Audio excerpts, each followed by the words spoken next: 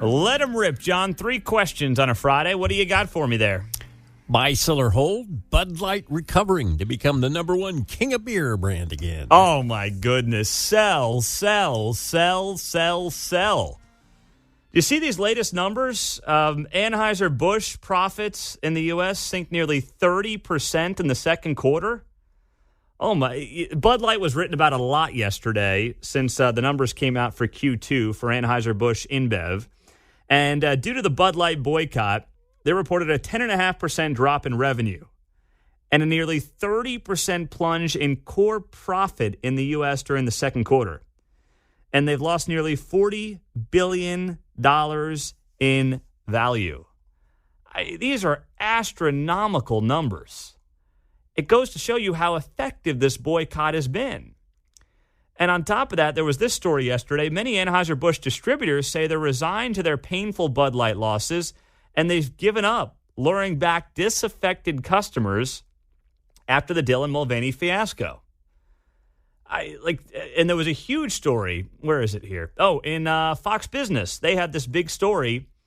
Bud Light's issues connecting with Middle America could have been avoided, according to beer industry guru Harry Schumacher.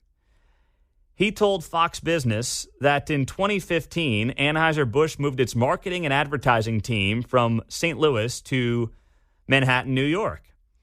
And then according to him, Anheuser-Busch fell into a culture of what he calls checkbox marketing, where coastal elites in trendy Manhattan neighborhoods make decisions that will look good on LinkedIn as opposed to what will actually help sell beer.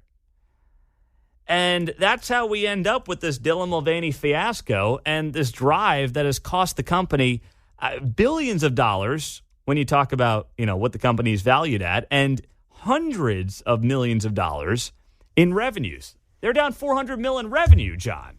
Humpty Anheuser sat on the wall. Humpty Anheuser had a great fall. All the Charles Barkleys and all the Garth Brooks couldn't put poor Humpty back together again. Right? Yep, and they tried hard, guys like Charles Barkley and Garth Brooks. He's buying you one if you're around. Yep. Friends in low places take on a new meeting these days. Just send your beer down to Nashville to Garth's place. You know what? And think about that, too. I mean, Garth, think about OG Garth singing about friends in low places. They were all Bud Light drinkers until, of course, they weren't. And now when you get to Garth's level, you forget about your friends in low places and why they're boycotting Bud Light. And maybe you look in the mirror and realize why you're out of touch with the common man. But, that's too much introspection for Garth Brooks these days. How about buy, sell, or hold the minimum age of 25 to get tattoos? I'm a buyer. Saw this story, now that you bring it up. Millennial went viral. Her name is Leah Beth on TikTok. It's gotten 1 million views. Sharing her tattoo remorse online. She's got tattoos all over her body, and she created this viral clip talking about how she believes people should wait until they're 25 to get their tattoos because by then they really know who they are, what they want, and she's somebody who, according to the story here, is now spending $5,000 to go through the lengthy, painful, and tedious process of laser tattoo removal. Woo! So she's saying to young adults, stay away from the tattoo shops until you're 25 years old. I wouldn't make it a law. I would keep it at 18. But I'd certainly encourage you. I'm not a tattoo guy. I'm not against them. If you want them, I'm not a tattoo guy. I wouldn't want, my significant other to get a tattoo. I would, prefer not having back tattoos and leg tattoos and everything else. But if you want them, do them. I would just wait till you know what you're doing for a living. I have to take the other side. I think kids have a right to, get inked up for their kindergarten gender party, for their gender selection party, right? We've been kind of told kids kind of know back then, so why not get a tat? Well, here's the thing, right? That's where that conversation, they don't believe that the brain is fully developed. They think the brain is fully developed at 6 years old, apparently. Yeah, seemingly. Yeah. I mean, even though we know it's not developed, especially in men, until early to mid-20s. But in a world where, you can pick a gender at 6, why can't you get a tattoo at 5? To your point. My 2.5-year-old grandson, he was real proud. He had a little shark rub-on tattoo on his forearm of baseball all weekend. Like, what's that? Oh, was he? It kind of looks funny because you look every once in a while. He's kind of stout, so he's a little stocky kid with the ink on the forearm, and you don't think anything about it for a second. You know? And then all of a sudden you're like, what? Wait, that's right. We got those tattoos as well. I don't think we've broken them out yet a lot this summer, but yeah, we got them. The old kids' tattoos. Those are great. Let's keep it at that for the time being. Yeah. All right, let's do one more. Buy, sell, or hold. The Royals ending up in North Kansas City. Ooh, I'm buying.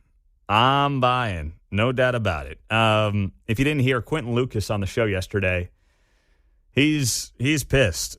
He is pissed. Check it out on our Facebook or Twitter page, KCMO Talk Radio, or on the podcast from yesterday. But he did not hold back. He's not happy with the Royals, and I believe part of the reason that he's now speaking that way about the Royals and this entire process is because he knows they're likely going to North KC. And he knows that the East Village is not going to be the place where the Royals call home for the next 20, 30, 40 years. And, I understand why he's not happy about it, but in the end, I do think it's going to be a win for the taxpayer in Jackson County because now they can focus instead on the Chiefs and what the Chiefs' wants and the needs are. So I think it's a win for the Metro. I know it's going to be a black eye on, the mayor's resume. You lost the Royals. Yeah, but it's actually better for the region at large if this does happen the way we think it's going to happen. And as I told you the other day, I got a lot of people up north in the know who are feeling very confident. They're not overconfident. They're just feeling very confident about the Royals making that move to North Kansas City. And they feel like with each passing day, their odds get better and downtown KC's odds get worse. But I'll tell you, I do know people who bought real estate around the East Village. I'm talking like a condo, not like massive parcels of land. But they bought some real estate around the East Village in the last couple of years, assuming the Royals were going there, and they would get a huge spike in their property value, and then they'd be able to sell it. Well, that ain't happening. And now you're sitting potentially with a condo in the East Village where you've had a couple of murders take place in the last few weeks. So have fun with that. That was, in hindsight, probably not the best investment bet of all time. But the city insists that they're going to develop that East Village area whether or not the Royals come. I just wonder with what? What are you going to put there? I don't see a lot of cranes. I know that Cordish is talking about putting up a 4-light, and who knows if we'll get a 5-light and a 6-light, but how many light buildings can you have before you have enough? Yeah, maybe Target will come in, right? Yeah. Maybe Nordstrom, instead of being down at the plaza, right? They'll go up there to the East Village.